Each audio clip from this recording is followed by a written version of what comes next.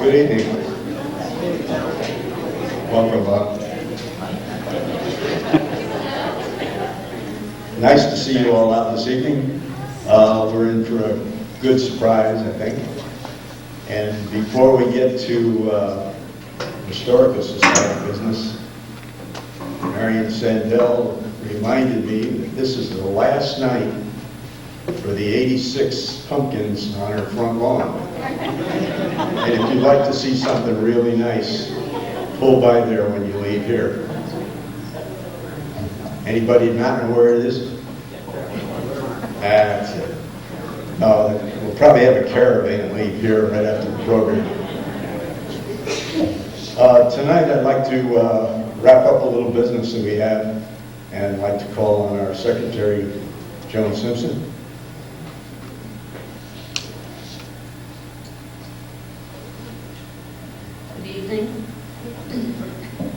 What I'd like to do is present the nominations for the election of our officers for a one-year term.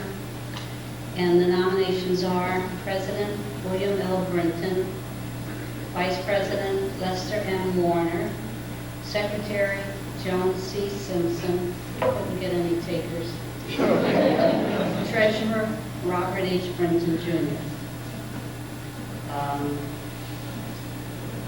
Are there any nominations from the floor? Someone make a motion to accept the nominations for the officers. Okay. And do I have a second? Okay. And all those in favor say aye. Aye. Now, the nominations for directors for the term period of November 2007 to October 2010. Director Robert H. Brinton, Jr., Director Joan G. Carrington, Director Joan C. Simpson, Director Lester M. Warner. Are there any nominations from the floor? Could I have a motion to approve the nominations? And the second? Okay, all those in favor say aye. Aye. All those opposed, I forgot that. Okay, that's my business. Thank you very much.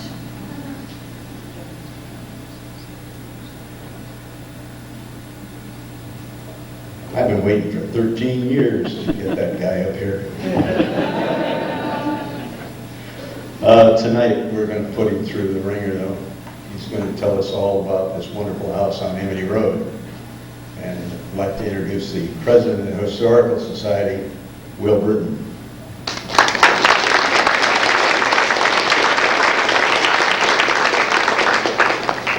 I just want you to stay up here for a minute, timer. We want to acknowledge your service. It's actually 14 years. Timer's one of the founding fathers of the Historical Society, and we formed in 1993, and we just wanted to give him a little plaque to commemorate that.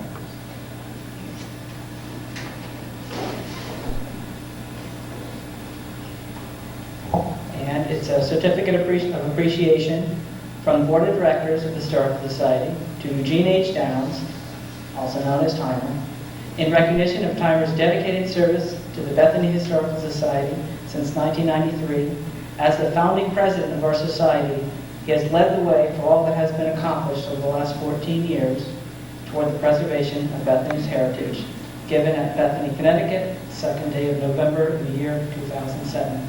Thank you, Tanya.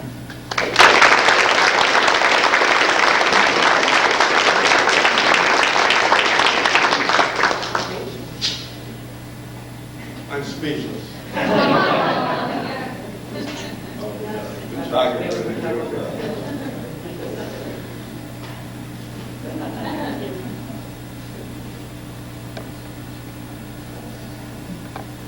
Thanks again, Tanya. Thanks everybody that's helped us out over the last 14 years. It was real nice.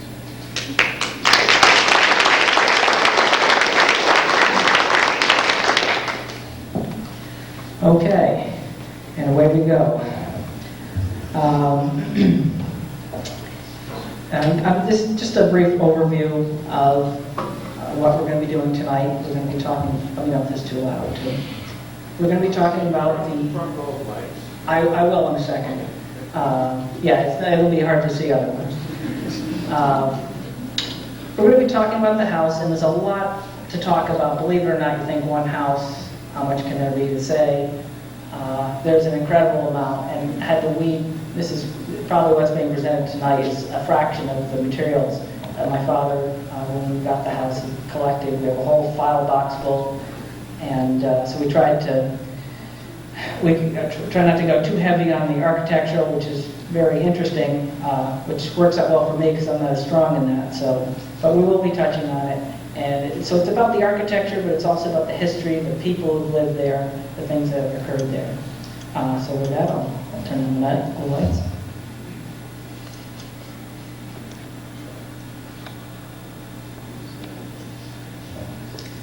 Okay.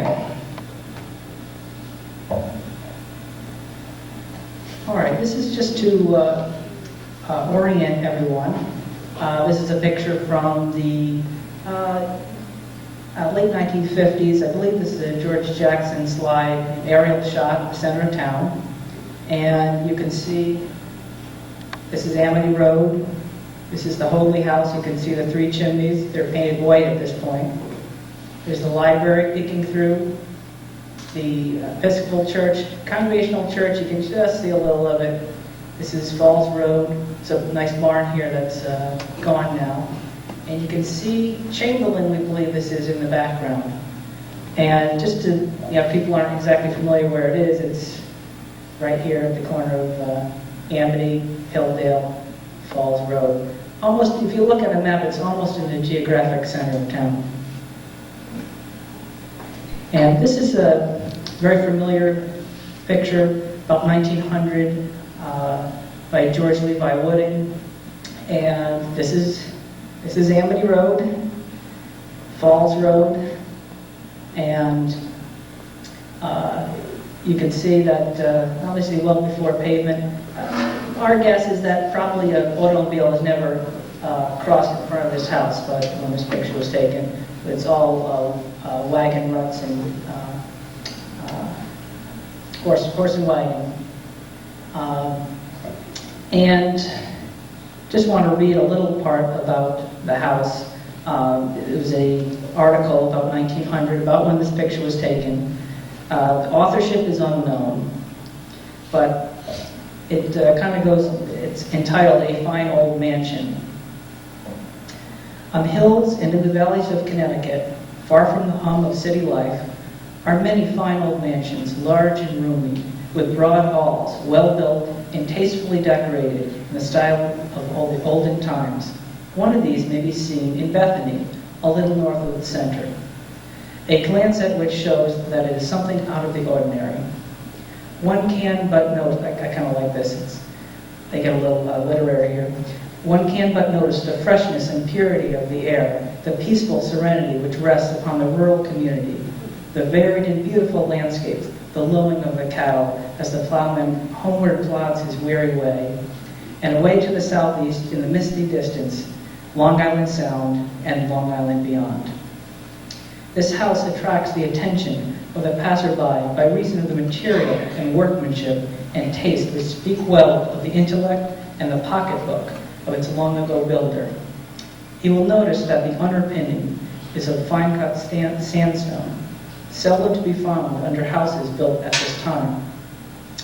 You will note that the three large chimneys which project above the roof, which together with the size of the structure tend to give an air of superiority, or he may note the many old-fashioned windows which dot its sides.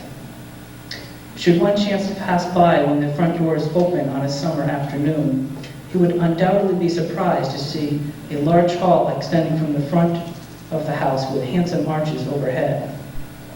From floor to ceiling throughout the lower part of the house is a distance of over 9 feet, and in several rooms near the wall near the ceiling is ornamented by handsome frieze. There are at least 8 large, light, airy rooms besides the main lower hall, upper hall, and a dance hall some 17 feet wide by 36 feet long. There are no less than 10 large fireplaces. The dance hall has been used for holding church festivals and for a time the regular town meeting. The older people told of the socials and dances that they used to attend under its hospitable roof. So that was, I kind of like that as a little intro into the house. This is, that was about 1900, just showing that this is a very well photographed house. And kind of from this angle mostly, there's almost no pictures of the back of the house from only in the last 30 years or so. People didn't tend to take pictures of the back of the house. But this house in particular, you don't see too many. This has a person in it, but we're guessing it's not someone that lived there. A lot of people would stop. It's right by the road, as you can see. It looks about 15 feet from the road there. And a lot of people would stop and take pictures. It was something notable. This is probably in the teens with that car, the fellow with his dog, and the roads pickup there. And you can see the house itself, as you can see in the earlier one. By 1900, it was a little, could sure use a paint job here. Still very stately, but could use a little TLC. This is about 1930. You can see it's been fixed up quite a bit. This is in the Gale Electric days, and we'll talk about them later. But just to give you an idea of changing over the years. This is the 1950s. You'll note how close the road is, right up to that fence there. There's dirt. And this is 1956. It's already been it's divided into apartments upstairs and in the wing. And that's it today, about 3 or 4 days ago.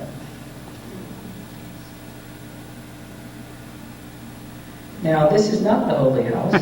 This is the Eliakim Smith house that was burned by the fire department. Stood where the present corner of Sargent and Amity Road. The reason it's in here is, why aren't there more 200-year-old houses? Well, this is one of the reasons. Before the fire department was formed in the 30s, a lot of houses went this way. They weren't burned intentionally. If it got started, not even as involved as that, usually it was, you get a bucket brigade together, but usually it was all over and would burn. And a 100-plus-year-old house, that could happen without modern equipment. It'd be hard to stop. So that's what happened to a lot of our older houses. Or they got so dilapidated as the Hoadley house was in the turn of the century. They got a little worse, and they were perhaps not as notable, and they were torn down. This here is, why am I giving this talk? What do we have to do with it? This is, my parents bought the property in 1980, and this is from 1980 in the Grand Hall. That's me. It's my sister Heather, brother Garrett, my father, and my mother. And I don't know where Bob was. Maybe he was taking the picture, or perhaps Mr. Menzies took the picture. You may recall he took a lot of pictures there. And you can see there's some paint on the floor. We were in the process of doing renovations here. And this is kind of where we got our interest and started to collect things on the house. Basically any photographs we could get, any scraps of paper here and there, we collected. That brought us up to this point where we could give a talk like this. And that's a picture a few years back, actually looking from the other direction in the, I call it the Grand Hall, I kind of like it. This is in the front of, now it's the front apartment E at the Hoadley house. And it is a grand hall. It's 8 feet wide and 30 feet long. And there's a matching hall above, the same size. But it didn't have the ornamentation like this did. And you'll notice with Hoadley, David Hoadley, the architect, which we'll talk about later, he loved the arches. You'll see that quite a bit repeated. A few notable things about the house is it's the only house in Bethany on the National Register of Historic Places. This was done in 1976 when Marjorie Wheeler-Beecher owned the house. And it's kind of a unique distinction to the property. And it was because of all the ornamentation, this is a mantle with an urn on it.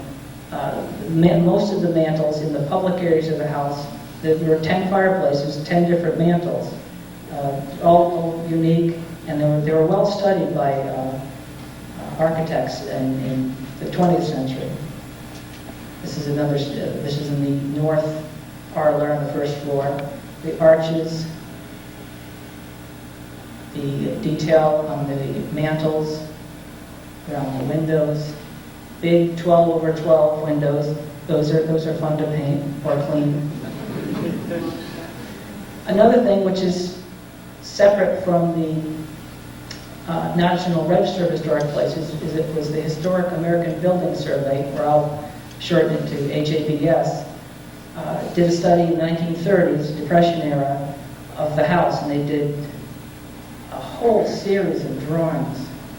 And this is the front entrance. There were 25 plates like this. I didn't put them all on the talk because it would get a little unwieldy. Just very detailed. This was done. These are not architectural drawings from 1807. These are from the 1930s.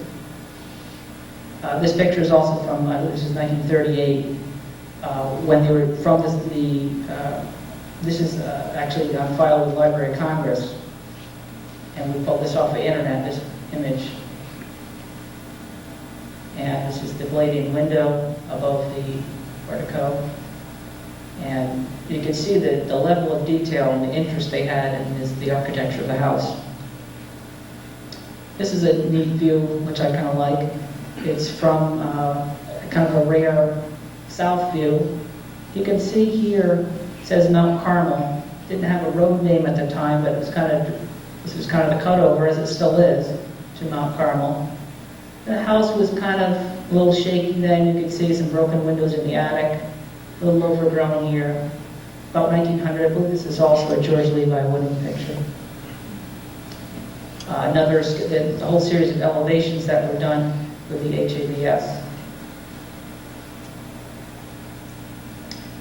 This is one of the fireplaces. This is in the south parlor. Again, that urn that we saw a little closer before. And the south and the north parlors are both distinct. The north parlor actually has double columns on each side.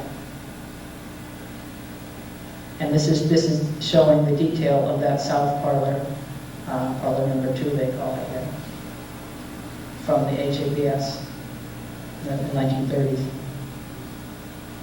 It was also featured in a magazine. This is Interior Architecture from 1927. They were interested in it. And they had a whole different series of drawings. These are not the same as HABS. This is a decade before.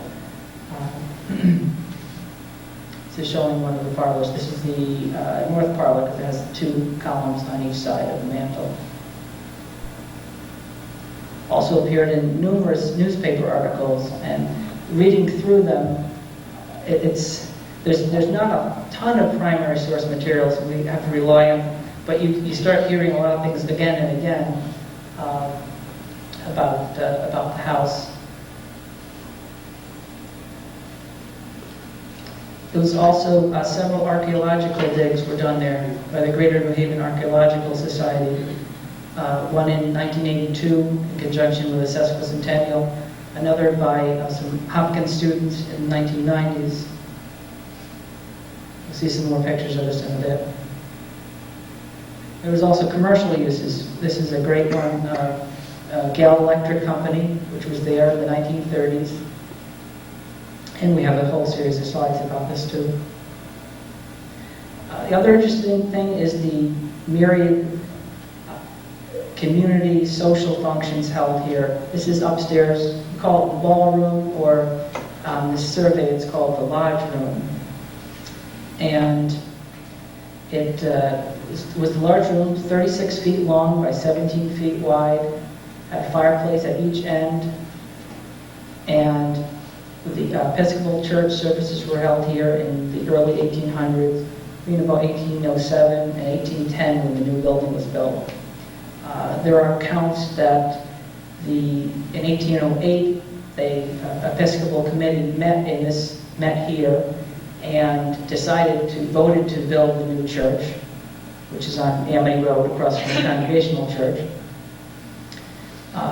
Also, in this room in 1808 as well, Isaac Jones, who was minister originally in the Congregational Church for about 4 years.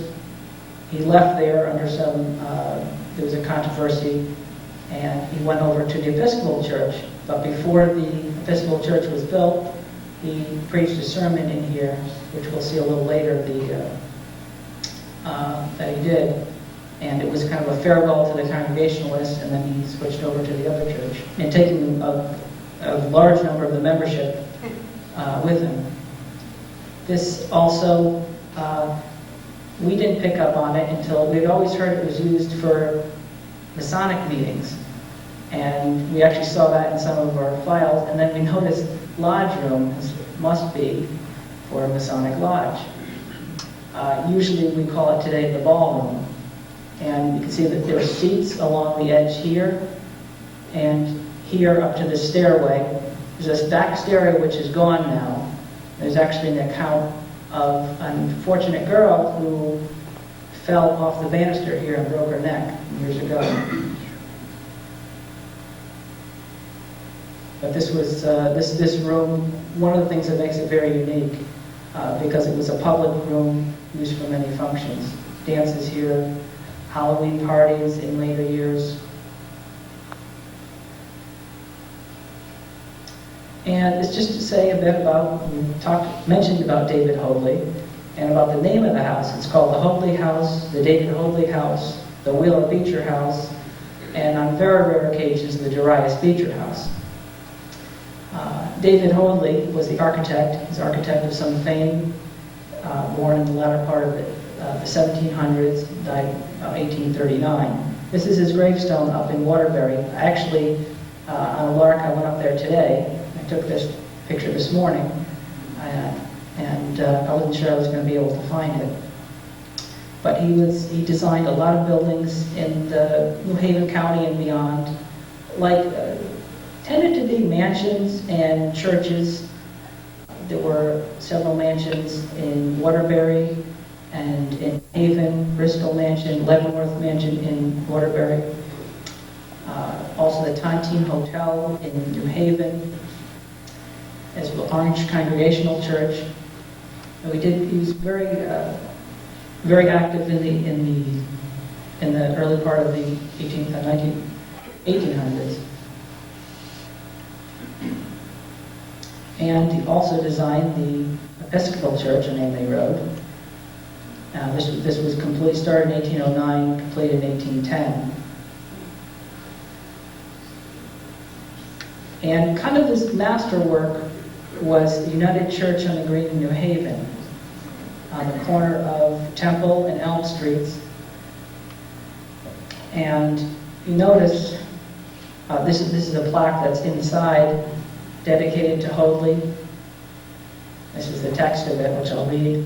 Remembering David Hoadley, designer and builder of this house, Anno Domini, 1813-1815, self-taught. He rose to be one of the foremost architects of his time. He was for many years a resident of New Haven, which he greatly enriched with his genius and attended upon the services of this church, born in Waterbury, 1774. He died there 1839. Then, quote, he had a sound judgment, a well-balanced mind, and a generous and honest heart. And that was placed in 1915. And this is kind of, that little quote is most of what we have about him personally. There's no photographs, obviously, at the time. There's no portrait that we have of him or any primary source letters or anything like that. So we have to kind of base it on his work and what other people said about him. And this is the United Church. Again, you notice some similar things to the Hoadley House, columns, molding. And also there's sandstone here as well. There's sandstone steps going all the way down.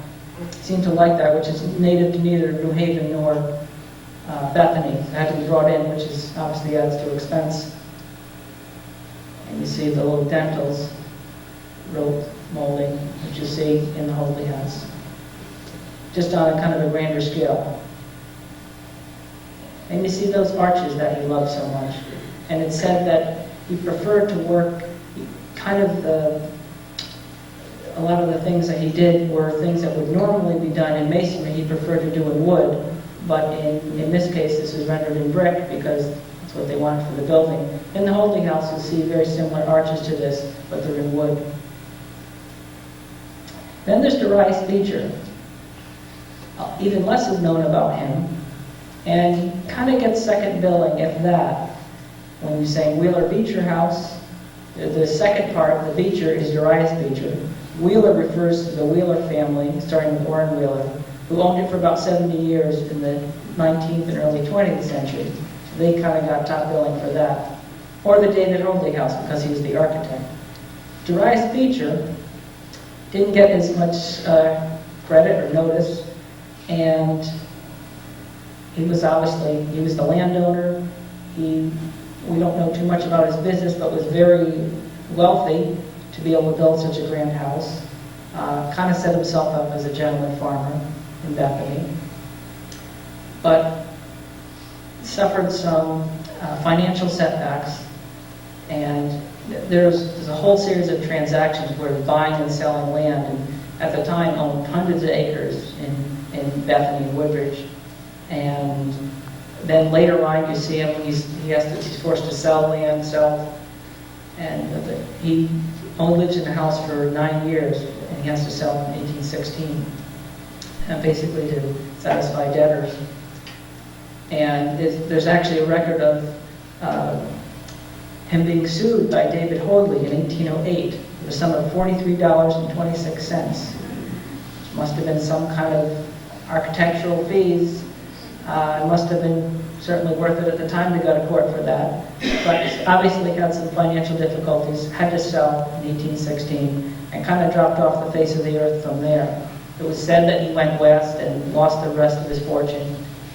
It's not really known. This gets into the construction of the house. This is, again, from HABS survey in 1938. These are not the original 1807 drawings. There must have been some, but they don't survive to the present day. This is the grand hall on the first floor. There's those arches again. That goes back to that one that showed myself and my family standing there. We're standing about there. But this is a little different. You'll see a little later, there's an archway here now, which was put in the 20s or 30s. That wasn't originally. There's a door here now, and there would have been a matching one there. But they did a good job when they put it in. I will just slide that and show it later. This was the front to back hall, 8 feet by 30 feet. This went out to the back of the house, out to a porch, and you can go outside. Now, today, this door is still here, but it's walled off on the other side. This is painted black, because we wanted to leave things in place. But on the other side, it was just a wall. This is another unique Hoadley thing. This is not very Doesn't look like much. This is the stairway. They took out the back stairway, so there's only the one stairway in the house now. And it's awfully plain. Some of the houses, the colonial period and federal period, which this is from, had these ornate stairways that you'd see when you walked into the house. Hoadley really, even in his other buildings, was not that interested in stairways. He liked the arches, he liked the other fine detail work. But stairways were just utilitarian. Other than the handrail and the carpet on the stairs, this is probably what it looked like in 1807. They were just there for utilitarian purposes. This is to show some of this is in the ballroom upstairs on the east end of it. There's a fireplace on each end. This is just to show, also shows the mantle work here, with fans here, and scroll work along here. But show that when the house was built, it had all the modern conveniences of 1807. This is a Rumford fireplace, which differed from a generation before. They would have been a lot deeper, not as efficient. So this was the most efficient method of heating. A generation or so later, it would have all been stoves, but this was a little early for that. And this is the dark one, I apologize. This is the kitchen fireplace. We have a sketch of this we can show you. There's a beehive oven here. Again, this is kind of standard. And originally there was a pump sink right here to the old dug well.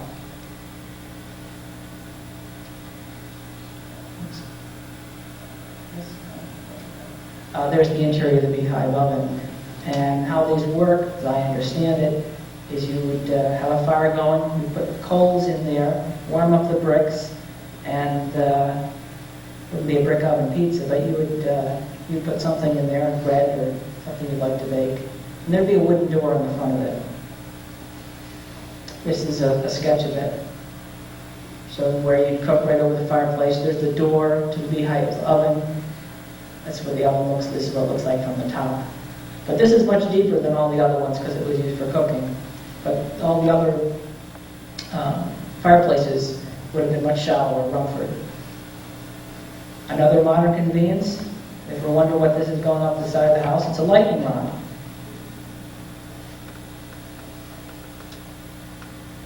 And that's a lightning rod up at the top. Very high chimneys here. And do they work? I don't know, there's no control group, but it stood there for 200 years, so it certainly didn't hurt the house. And we've never done anything with them because they're part of it. They appear to be original equipment. And again, that's something very new. Benjamin Franklin invented these probably 20 or so years before. So they would have been up to date and modern. This is no longer there. This is up in the attic. It was a smoke oven, and it was in front of the chimney. This would have been over the ballroom and over the kitchen, but they would have channeled smoke up from the chimney through this smokehouse, and then it would go back out. And this is nice modern equipment for the time. That's the attic today. It would have been right around here, connecting into the chimney there. But that was removed sometime in the 30s. And these are some cross sections. Or won't go on too long because they're a little hard to follow. This is the smoker in the attic here. It's an interesting view of the house because you could never see it otherwise. Showing the basement to the attic, the hallway. And this gives you a little idea of the framing. It's kind of framed like a big old post and beam barn. Wooden pegs, rafters. Very much, if you just saw the frame, you wouldn't be able to distinguish it from a barn. Again, these are more of the HABS drawings.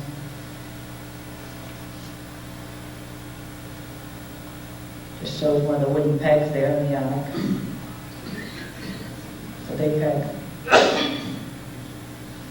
And incidentally, I don't know if it was this one or not, there's an artifact that we found that was hanging on a peg, a horseshoe, to show later. I have no idea what it was doing hanging up in the attic.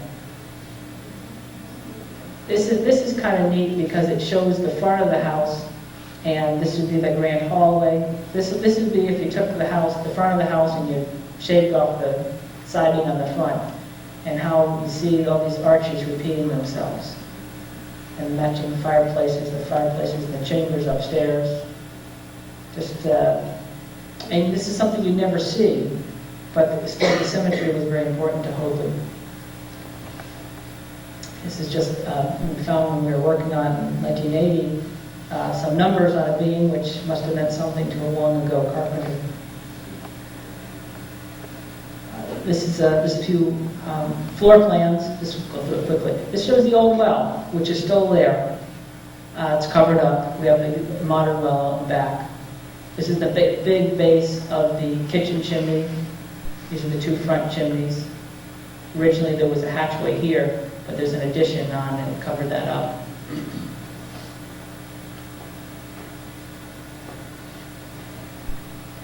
This shows one of the chimneys has this little arch going out that supports the fireplace, and this big wood piece, a big chunk of wood in the middle of the masonry. It seems kind of, wouldn't be a good idea, but it was done because of the size.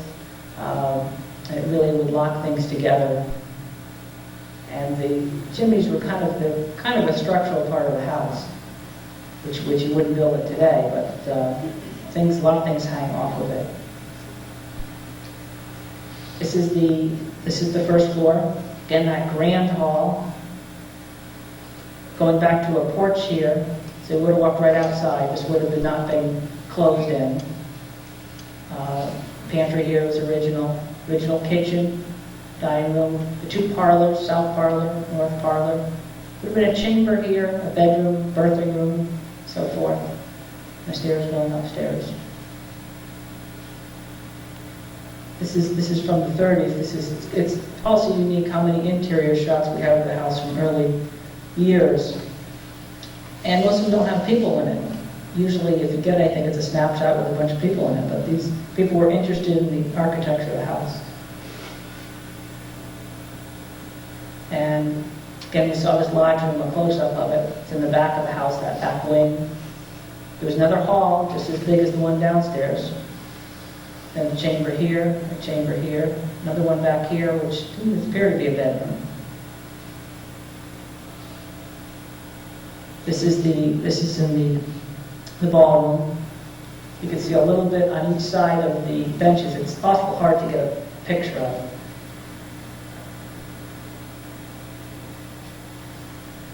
This is the facing fireplace. It's in a different room now. There's a partition. That's why the color's different. You can get a good view of the bench. And just imagine people sitting there at a dance or meeting. We found in tax records that they had a large number of chairs. There's 40 or 50 chairs in the house, and that leads you to believe some of those must have been used in this room in addition to the benches. Another blow-up of the lodge room, which we discussed before. And this is the partition that separates it. You can see a little bit of that fireplace that sticks out. And this bench still is there, still runs right through the wall there. There's a couple closets in here now. Notice this trim here. Now obviously this wasn't original because this is a partition. This is original. And what we did is we found bits and pieces in the basement, and we actually fabricated some because we really wanted to go back to that one for a second. We really wanted to, this initially just had a little piece of molding here that just didn't look right. We wanted to make it all fit in. So, interesting thing here, this little rope molding's original, but we kind of ran out of that. And so this is just a little dowel. And then these little loops here, swags, we kind of ran out of those too, and we were scratching our heads with the carpenter. What are we going to do here? And they came up with an idea. And these are, believe it or not, and you can't tell which are which, PVC pipe cut in half and into little strips and painted. And it looks exactly like the rest of them. The Palladian window here in the front of the house was the architect really is the hallmark of Hoadley. Notice that arch again. You keep seeing it repeated. Interesting thing about, look at this window here. Look at this top of the window, the half-round Palladian. This is what it looks like on the inside. Where's the rest of it? There's the ceiling. It's up in that attic, basically, which you don't have access to, and they painted the back of it black. The same thing in the spire of the Episcopal Church. That oval window is kind of fake. It's painted black on the inside. Doesn't go anywhere. Oops.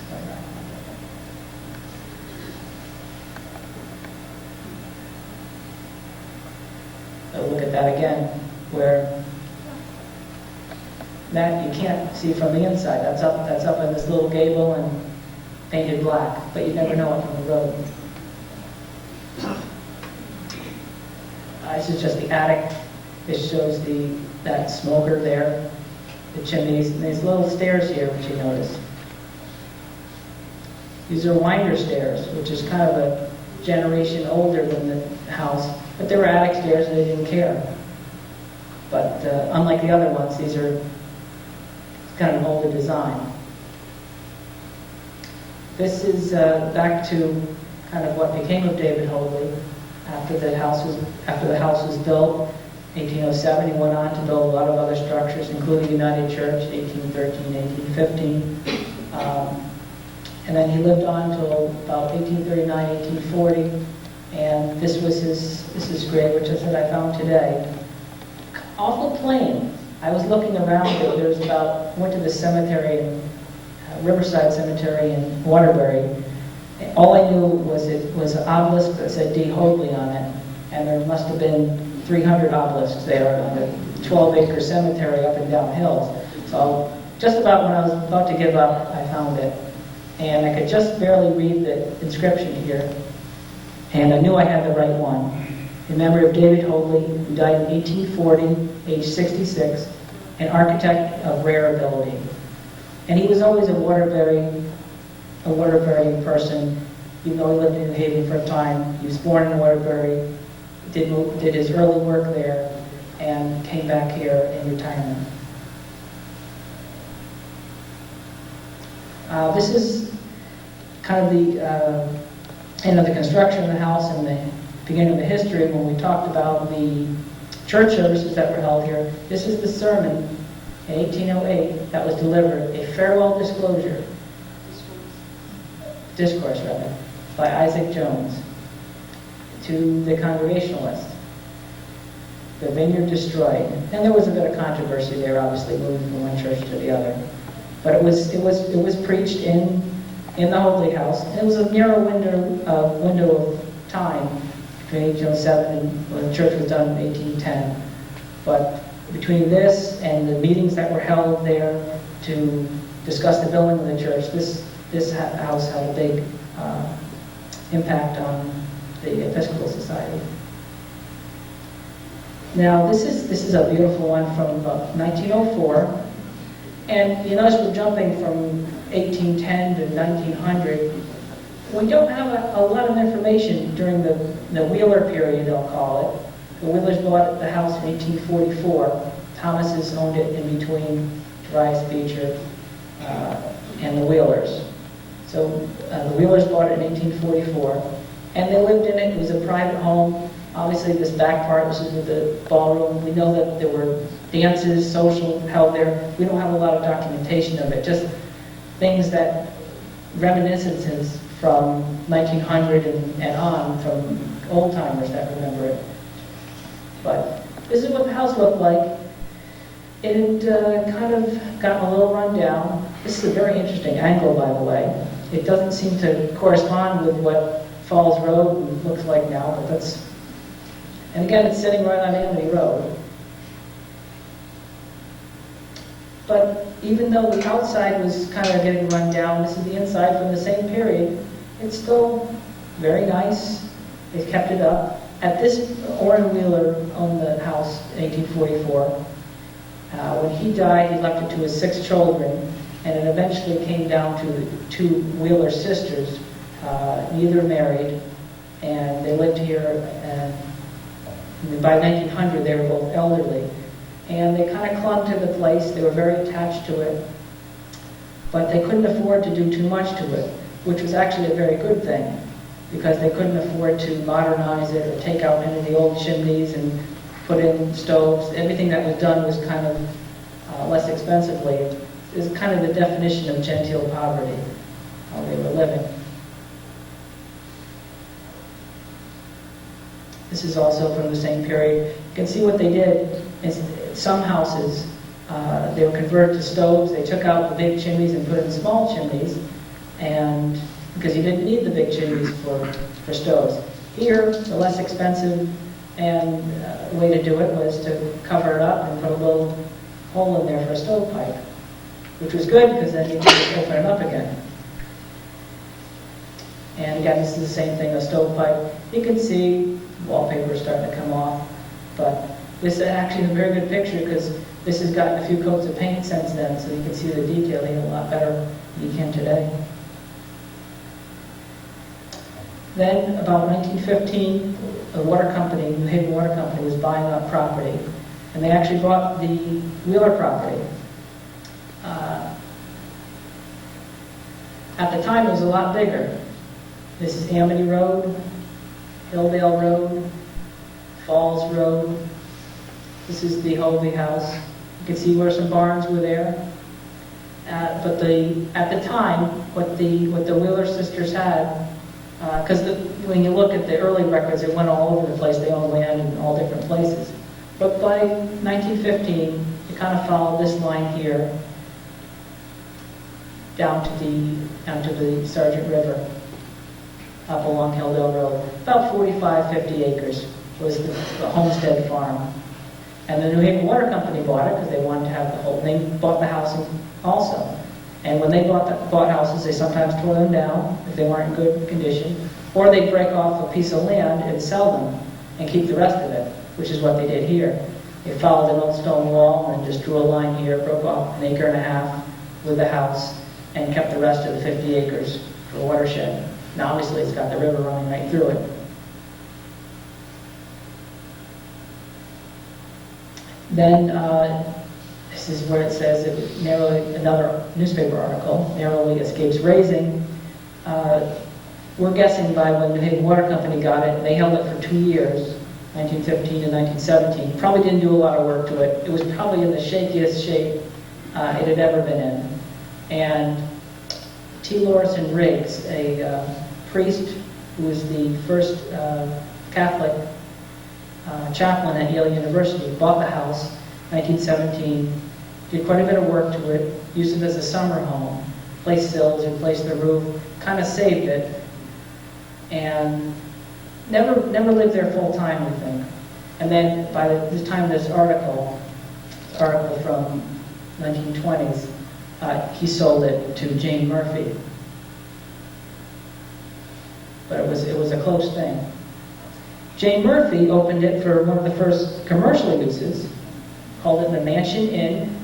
It was a tea room, and it's kind of fun to look at the menu here. Ice cream for 70 cents, ham for 30 cents, pie a la mode cost 25 cents. Banana split was all of 25 cents. This was, we believe this was 1924 when this opened. She bought it in 22 and fixed it up a little bit, and she opened up called the Mansion Inn. And you can imagine people driving out to the country and going there. This is a nice one of the house of the car. Probably a few years before that, 24, but probably in the teens, but give you an idea. You can see that lightning rod again. Now, it was also called Bethany Hill Tavern at a little later period, with Jane Murphy still owning it. This would have been the late 20s. And this is just incidental. She was selling some land.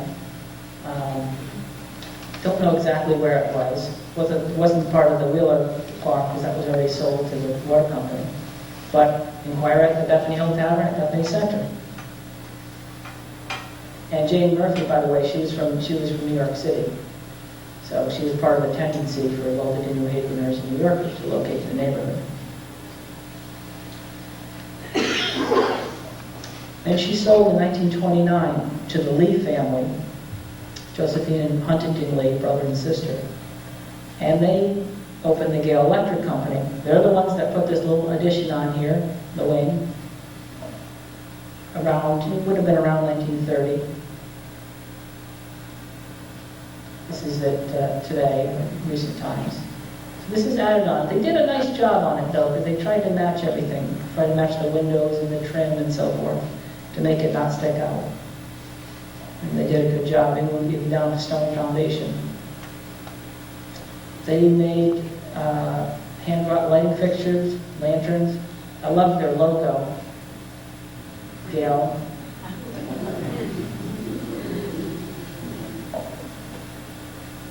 And this is from HABS.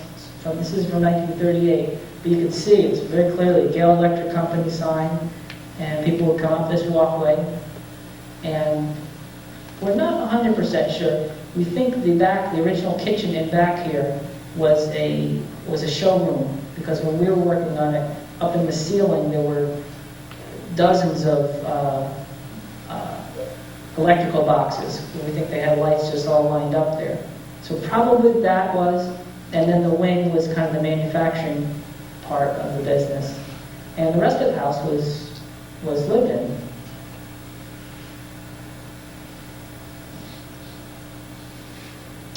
Also made jigsaw puzzles there during this period. And this is a whole array of, it's called the Gale Electric Company, but writing paper, Chinese embroidery, brass work, embroidered silk pajamas, hand-tooled leather, and then, kind of as an afterthought, unusual lamps and shades of all types, available at very reasonable prices. So they kind of branched out quite a bit. This is from 1931, and this is printed by John Hinman. That's why we have it. Visitors welcome. Drive out Sunday afternoon.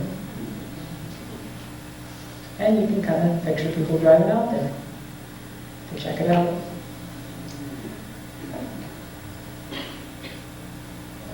And this is from the same period, just to show that people were living in the house as well. It wasn't just all commercial. They were living there and working in a portion of it.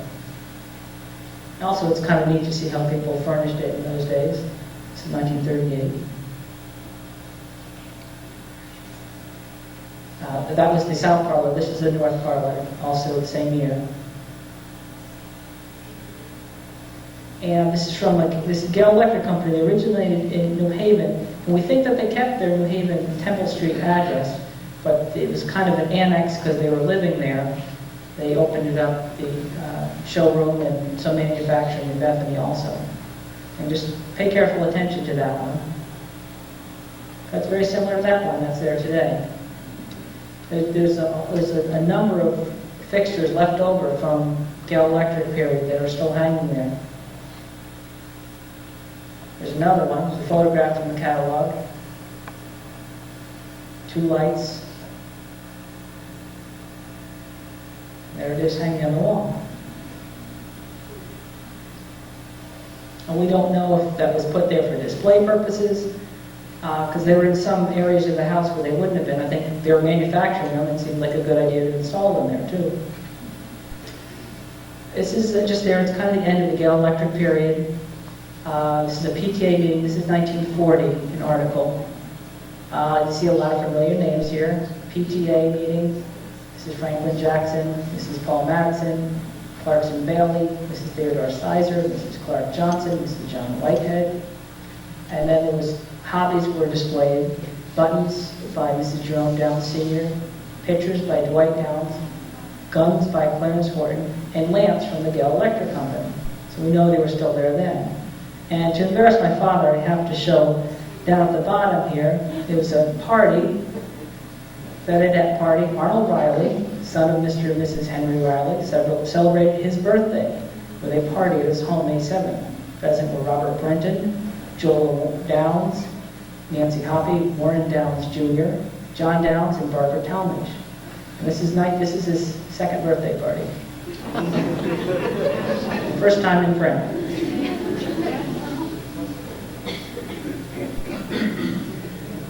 Also in this period, 30s, this is the original archway in the grand hallway. This is the replacement one put in the 20s and 30s. They did a very good job matching it up. You really never know the difference unless you look very carefully. But they wanted to, for whatever reason, they wanted to open up that north parlor, so they put in a matching arch. It was also the home for a short time in the 40s to Print magazine and Art magazine. This is just after the Gale Electric period. I love this. This is a lot of artistic license, of course. But this little smoke coming out of the chimney. You can see the sign. Probably they just used the signpost from Gale Electric. This is the back of that, where John Taylor Arms, president of the American Society of Etchers, he did a demonstration of it at the house. Take over an hour and will probably take your breath away, for it is an extraordinary performance. And that's what he did. He etched this picture at that, it's hard to read here, but it was at that date in 1941 where he made that etching in public. It took him about an hour, and he made that. It comes down to us today. That little building there, I think, is artistic license, and the siding, it doesn't look exactly like that. But what do you want for an hour's work, right? This is what it says on the back of it. It's the home of Print, Bethany, Connecticut, 41 to 42. Demonstration plate by John Taylor Arms. So another commercial use of the building. Then there were, in the 1940s, 1946, it was sold to, 1945 sold to Morgan-Baker. The Lee family actually lost it to the bank in the 40s, and then the bank sold it to the Bakers, Morgan-Baker. And he broke it into apartments on the second floor. There's the apartment B and C upstairs. And, oops, I didn't want to do that.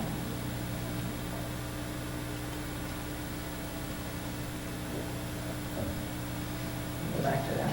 I won't hit that button again. I think we've got to get to the slideshow.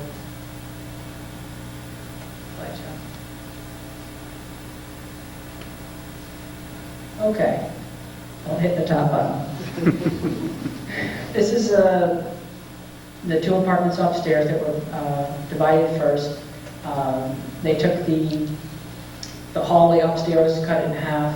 The ballroom was cut in half and made into two apartments. Interesting story here that I don't remember which apartment they lived in, but Manson Whitlock and his future wife, Nan Whitlock, one lived in one apartment, one lived in the other, and that's where they met and ended up getting married.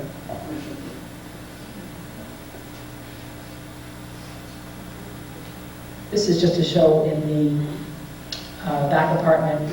This is an addition, this little area here, and this is a 40s kitchen that was put in. It's basically what it looks like today. But this was the apartment period of the house. And this is kind of neat. It shows a newspaper article. Hungarian refugees, I think this is in the 40s, probably after World War II, shown in the living room of their new home at Hoadley House Apartments on Amity Road. And they were sponsored by the Episcopal Church. We think this is the upstairs northwest room, which is now the living room of apartment C. And the house, as you can see, after the Wheelers owned it, changed hands a number of times. And this is in 1950. This is the first issue of the Amity Star, Volume 0, Number 0. And they had an advertisement. It was for sale again.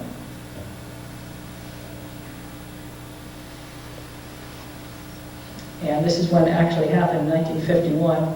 Well-known Bethany House changes hands, Amity Star newspaper.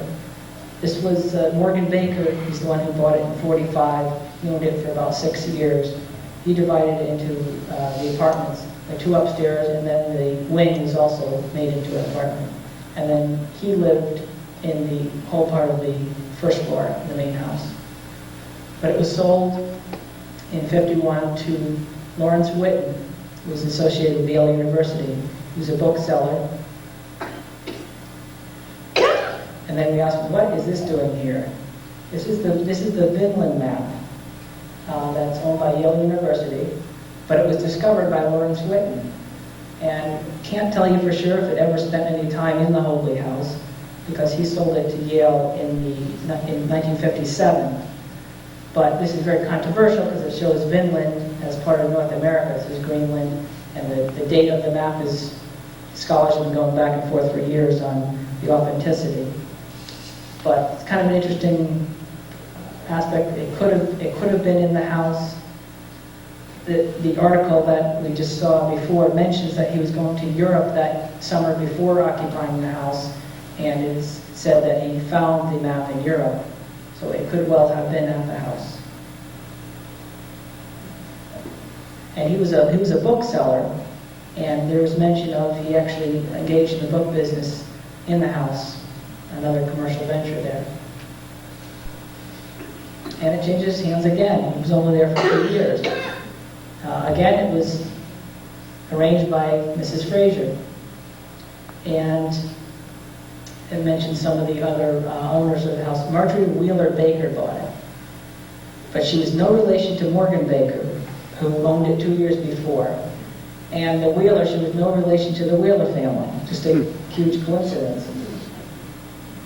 But here it says about Mr. Whitten, he will not move until the conclusion. He was on the 4th of July Festival chairman, and that he was going to move his book business.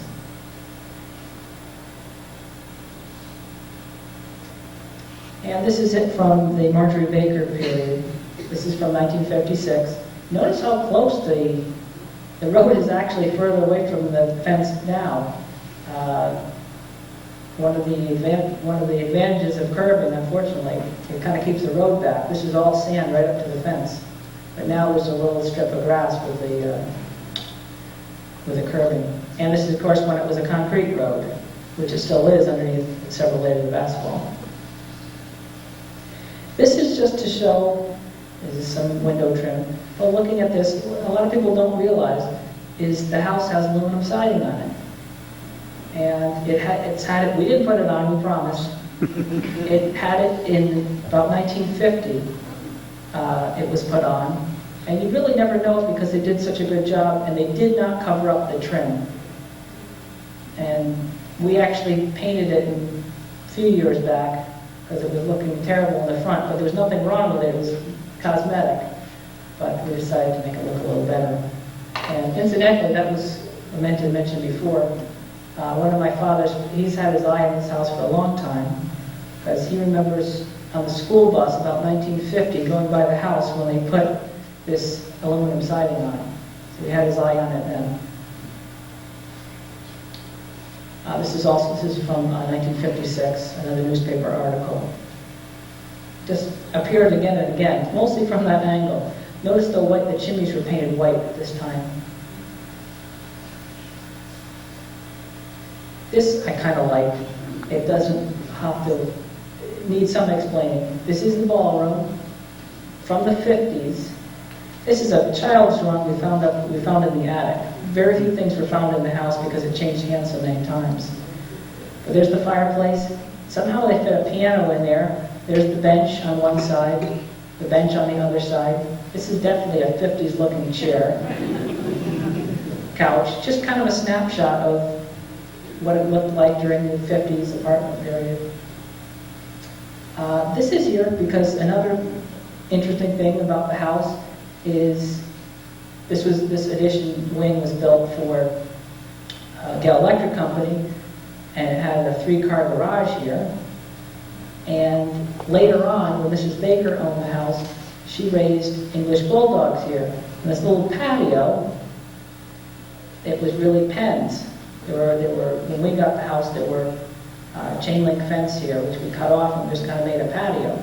But there was a whole series of pens here for raising English bulldogs. including several handsome Dans associated with Yale University, the mascot for Yale. This is a picture from the 60s. Alice Button took this when she started doing work on old houses. Just to get an idea what it looked like when Mrs. Baker was there. This is the grand hallway, the front door. And this is one of the parlors. And this is a Barry Collins article from 1977, mentioning how when Mrs. Baker, last thing she did in her ownership of the house was have it listed on the National Register of Historic Places, which is a time-consuming and expensive undertaking. But a lot of the work had already been done with the earlier surveys that had been done on the house.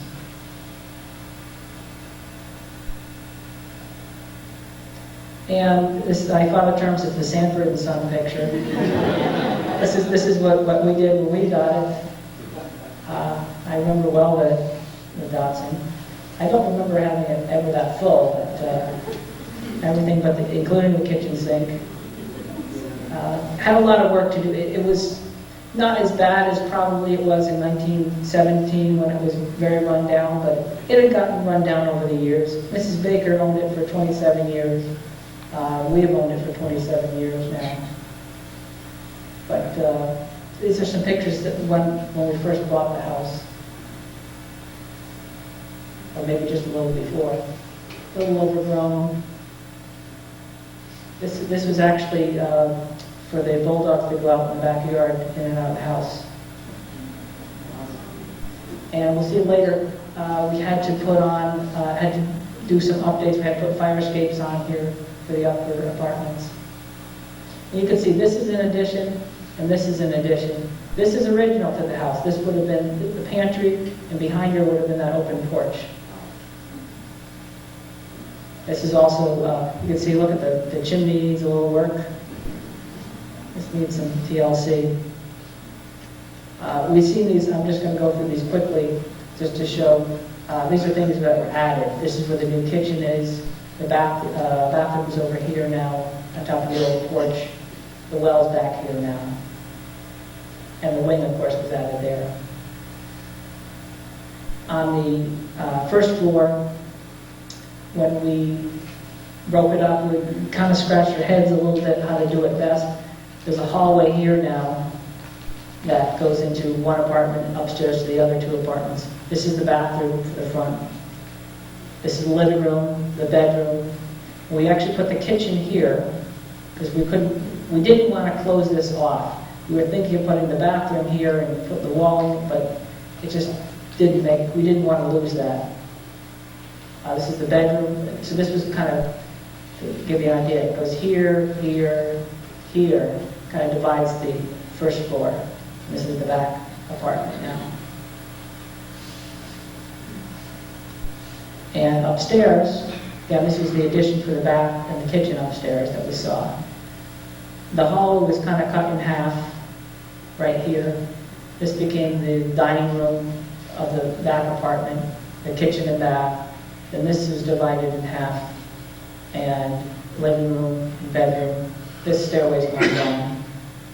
And in the front, we made a bathroom and kitchen out of this area, living room, bedroom here, and bedroom there. Just to give you an idea. One of the very few artifacts found there, this is that horseshoe that I mentioned before, found up on a peg up in the attic. And we found a watch in the basement. We figured it's about 1880. We have no idea if it came from the Wheeler family or a later family, but we kind of like it. It's well worn, but it does work. And just a couple before and after shots. There's that light, gal electric light we saw before. This is in the back apartment, the old kitchen. And this is it, fixed up. And this is that old well.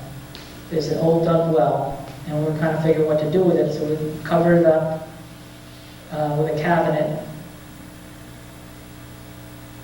Oops. And it's in the kitchen today of the apartment A in the back. And we put it in this is where the kitchen was when we bought it, but we modernized it to 1980. This is again in apartment A. There's a door to the hallway which we closed off, and this is that back door that would have lead into the grand hall, which we left there. We tried to leave everything we could in place. We left it there, walled it up on one side, and left it exposed on the other. And that's it after we finished it. Incidentally, interesting thing about that telephone is it remained in operation for many months after we bought the house, and we kept on getting calls from Mrs. Baker. Because we bought it from her estate. So, but we also got to use the phone for a little while. We didn't make too many calls to Australia, though. This is, what we had said before, where we put the kitchen in the hallway. It was a hard decision, but what we the mantra we kind of went by is we made everything reversible. If a future owner ever wanted to open up a portion to make the whole thing one family, or make the whole first floor one family, or however they want to do it, we wanted to be as least destructive as possible. And so all these things could easily be removed if someone wanted to open this up again. And this is that door we saw from the other side. That could be opened again too. This is the fire escape that we had to build for code. A lot of code things we had to do, which are good. They're good safety things.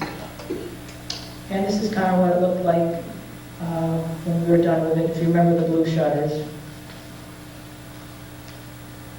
we're getting near the end. This is subject of a house tour, 1982, part of the sesquicentennial. The only house tour of the house that we know of. And this was a sketch done at the time. This is one of the doorways to Bethany. A sketch was also done, part of the flyer. And this is the day of the open house in 1982. These are signs directing people. All 4 apartments in the main house were open then. As far as to my knowledge, it's the only time they've been open in recent years. Also, what I said before about the archaeological digs, a number of them were done. This is from 82. It was kind of in the back of the house there, behind the kitchen. And they were very meticulous. The Historical Society now has all the things that were excavated from there, all the artifacts. That's about where it was done, in this general area, behind the old kitchen. We're very careful measuring, taking notes, and we found part of a lightning rod in one of the digs. And this is, someone here will find this very familiar, one of our tenants who lives in apartment E, the front apartment now, and his front door is the front door to the house, and he polished up the knocker very nice and decorated it and put it on his Christmas card, which was nice to send us on. He even made Wheeler-Beecher House, 1807, Bethany, Connecticut. And very pretty. And just from that point that we worked on it to the present day, this is an old picture, of course. Just a lot of people have lived in the house. There have been doctors and masons and all sorts interesting people that we have rented to, the bakers rented to, and I don't know if people remember the fellow that had the DeLorean there. That was probably 20 years ago. It stuck in my mind. But it's a very interesting, the house has a lot of interesting history. It's interrelated with the architecture because there was a lot of interest in it. And that's what it looks like today. The end.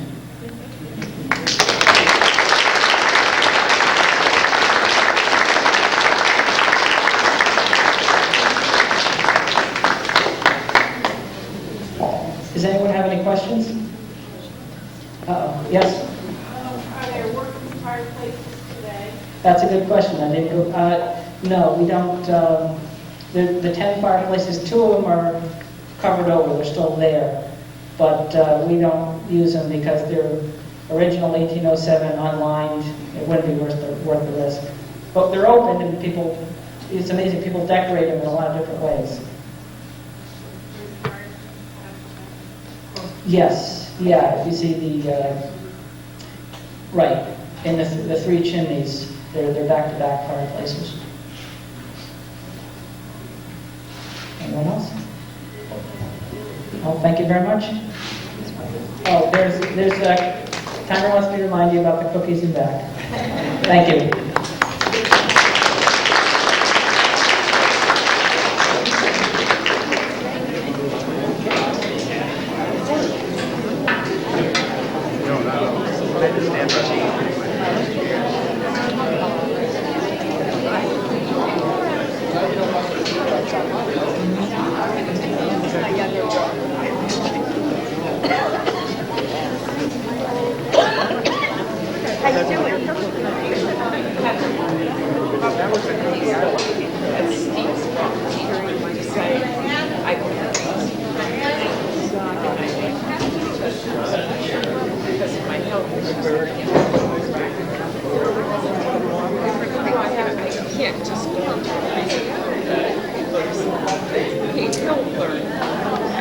How are you, Dan?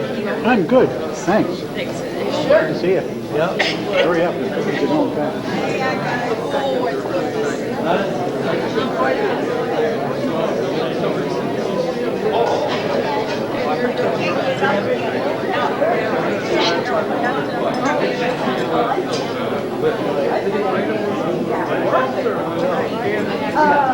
Well,